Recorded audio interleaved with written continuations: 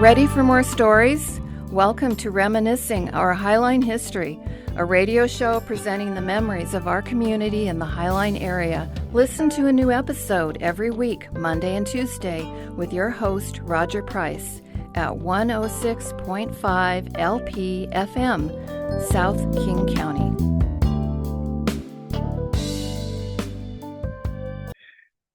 Good afternoon. I'm Roger Price, and today I'm here at the Highline Heritage Museum. I'm a volunteer here, and today I have Bob Doerflinger, a pioneer of Burien from grew up in Burien back in the 40s, 50s, and from then on. But I'm gonna let him get started here about his growing up. He just grew up half a block from here, so you can take it away, Bob. Thanks, Roger. Yes, this is circa 1948 to 1960, approximately, and I'm still in the Burien city limits. But to this day, we've been in our house for 60 years, and the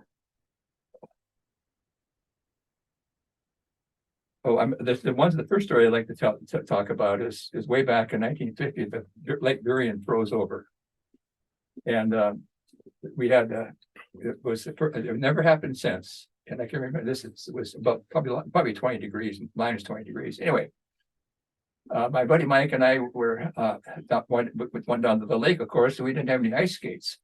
So we thought we were going to be world famous by being the first guys to ever ride a bicycle on Lake Burien. It didn't work out that way.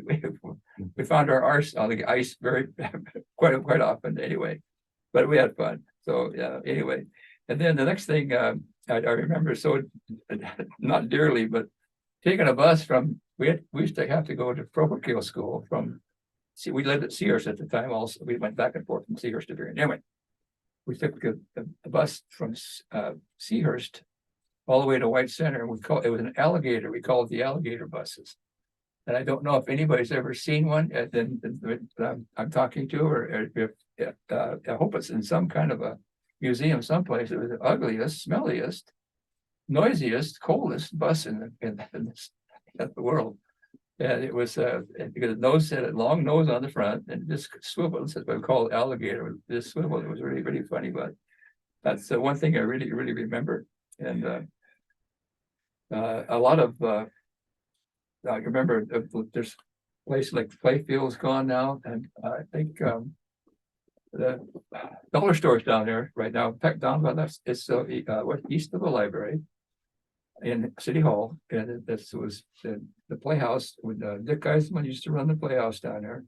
He used to have dances and stuff at high school and so forth, and there's also a baseball stadium in the back, and that's of course all gone. And I know that Burien was such a clean city then, was such a neat city. They should have called it Hallmark Village instead of Burien, because it was just a fantastic town. Some of the stores that I remember distinctly are this building we're in now used to be a Thriftway, and a Shop and Profit is a little store I worked at after high school. After school every night on the week and on the weekends at little Shop and Profit, and with Highline Drug was across the street. Ryerson's Ice Cream was around the corner. The Burien Feed store is still there, and Logan Lumber is right across, kind of kitty corner across the street. We just had all kinds of stores I remember, and the 4th of July parades are just excellent, outstanding. Of course, it always, unless it rained, of course, it's always a betty. But the First Avenue Drive-In, we had an awful lot of fun there too. And when I got out of the Marine Corps, I took on a part-time job at an Exxon gas station right up there, right behind Wells Fargo there, where the Wells Fargo Bank is there years ago. And I was working nights and weekends, and I was working full-time at Boeing. And the one thing I remember distinctly was there was a gas war at the time when I was working. The price of gas was 19 cents. That went down to 19 cents a gallon. That was the gas war price, and I got a 2-cent discount. So I was buying buying gas for 17 cents a gallon and filling my old DeSoto every night. I'd fill it up. So yeah. The last thing nothing I wanted to say was we had our last class reunion was 2016, and I made an announcement to all the guys people that were there that hadn't seen Berrien. I'm sure that a lot of them came from California, and they hadn't seen Berrien for God knows I don't know how many years. But I encouraged them, if you have time before you go home, please drive up from First Avenue South on 152nd up to Man Bomb. You will not believe your eyes, and I'm sincere about that. And that's about all I have to say. So you went. You lived just behind what is now the Taco Time, Right there, and just up on 9th and just up on the corner there used to be like you say, it was Bud Ryerson and Elsie Ryerson's deli in there, right. And before that it was let's see, it was what was it called? It was called Dave's Place, I believe. If Dave Thatcher owned that in there. And then down west of you was where Dad Wright had his kind of a pool hall in there. And then it later turned into Jamie Whitney's dress shop.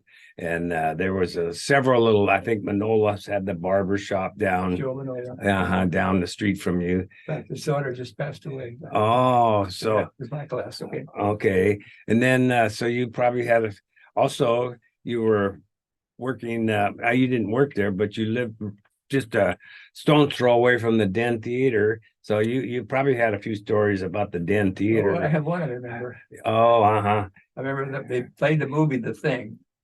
That was in the 40s or 50s. I'm sorry, 50s. And I've never gone to the movie by myself before, but I've got to come home and go down around the corner. Excuse me, down the alleyway, back behind Shop and Profit, down 2 houses, and into my house. Well, after seeing that movie, I didn't walk that way. I ran like hell. Never forget. Oh yeah. I'm dead certain that monster was after me. Oh, that was quite the horror movie at the time back in those days. Yeah, I think it was the beginning of maybe who was that? James Arness played the Thing. It was it was him. Yeah, it was. That was God. It was a long time. And then up the street a little bit on the next corner was, like you say, the lumber yard, and Bungie Lumber was in there. Also, there was, I think it was under different names several different times. And then across the street there was the Berrien Drugs.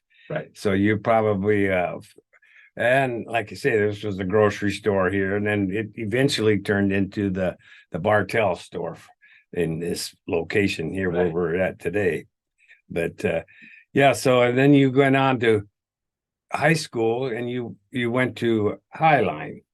Right. So you must he had a few good stories about going there, I'm sure. Being what did you go 9th through senior year there, or was it sophomore through sophomore? Oh, okay. Yeah, well, I had a lot of fun because it was a great big party for me, and that's I should have studied more. Anyway, I was elected to Yale King for 2 years, and that's a blast. I had a blast with that, and we got a kick out of one of my good friends he was our senior class president, Al Berenberg. He told me last time we met at our class reunion, he says, Doerflinger, he says, I'm still mad at you. He says, you were driving around with all those beautiful girls in your car, taking them to the games and stuff. And I was out in the middle of field, sopping wet and muddy and mad. So, yeah. Yeah, I remember. I didn't know that Berenberg. I knew, I think it was John Berenberg, probably his younger brother. We played Little League baseball together. So, and probably at Highline also. But yeah, and then there was, you had Leonard Johnson, I believe. Oh, yeah. Yeah. So you had it was quite a and that was a pretty big class. I think your class was pretty large. 58, I believe, was maybe the largest class. But it was. My sister was in that class. My sister Kathy. We were 534. They were more. Yes, my sister was the same class as you were. Yeah. 1956. Wow. One of the reasons why I would like to rename Berrien Hallmark Village is because when I was in high school, we talked about every once in a while talk about drugs, and the only person I've ever heard of having drugs was a girl in Renton High School. I think we used to call it dope.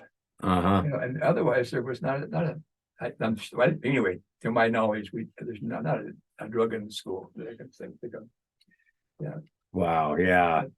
Good days those were. Yeah. Oh boy. And then you also you worked after school at the Shop and Profit, Right on. which is a martini cleaners now. Right. So finance my little 51 Chevy. Oh yes. Okay. I wish they had it back. Oh yeah. So that was and then they added on to I think they put an apartment above it there. They did? At some time. Looks like it. Yes. So how long did your folks stay in that place there? At Berrien? Yeah. Quite a while. My mom finally sold it. She was really kind of depressed because she was hoping that Berrien would go the other way. Could go west instead of east. Everything they built everything from Ambom all the way all construction over there. So she wound up selling the house for $10,000. Oh, that was of course that was way back when. But anyway, she was kind of disappointed in that. And it's never changed. Our street never changed. no. But all the busyness and all the building here in Berrien. Uh-huh. A lot of the original houses are still there on 9th. Oh yeah. A little further to the south, there's a few more apartments in there, Right. but yeah, you're right. Absolutely right. Yeah. yeah, wow, there was some changes that went on in different sections of Berrien though. And after you so you settled in and you went to work for Boeing then, and you spent your career there. Well, I spent 9 years. Oh, 9 years. I was in business for myself most of the time. Oh, or in sales, but nothing really big. But right now, I got a small business, but it's really small. Oh, COVID-19 put a hole in it. So, I'm just hanging on. But I'm 86 or 8. I'm sorry, I can't even remember my number. My number is 85 next week. Oh, well, happy birthday. I don't even want to work part-time anyway. So Oh, you bet. Yeah. So that's so what type of thing do you do? And I got a small manufacturing business. I just have one customer called HD Supply. They're owned by Home Depot, but the problem is that they got this rental moratorium. It's kind of messed up all the big apartments, and they can't evict tenants because if they can't pay their rent, they can't evict them. So they just shut down all their spending. I was furnishing products for renovations and remodeling, and they just stopped it completely. And HD Supply has about 12 salespeople, so they really covered the area, and the apartments just stopped buying. I don't blame them. I don't blame them about that. yeah. It goes back the other way, so. Well, of course, I won't be concerned about that. Not at my age. No. So when you were going to parochial school, now the St. Francis hadn't yet, the school hadn't yet started, had it, or was it? Where's it going? The St. Francis School or The school, yeah. Or Holy Family. Oh, you went to which school? Holy Family in White Center. That was a long time. Yes. Oh yeah. And then I suppose you could have gone on to what, O'Day or something, or come out here. And then you went at Highline. Puget Sound Junior High, and then the rest at Highline. Oh, 1 year at Puget Sound. Yeah. Okay, so a lot of got around a lot. I did. Yeah. Yeah. So you must have.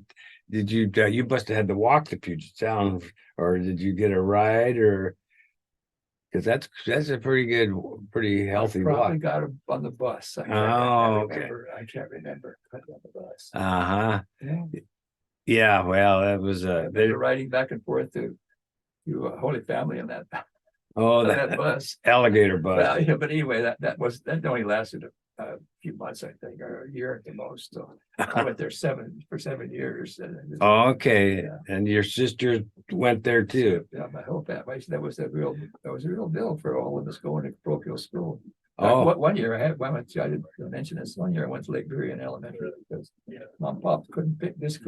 finance it. So I took my seventh grade. I went there, but I went back to Holy Family the next year. Oh, okay. But, yeah, there's 5 kids, and I thought the tuition for all of them. Oh, that can be It's tough, expensive. and bus fare and all that stuff.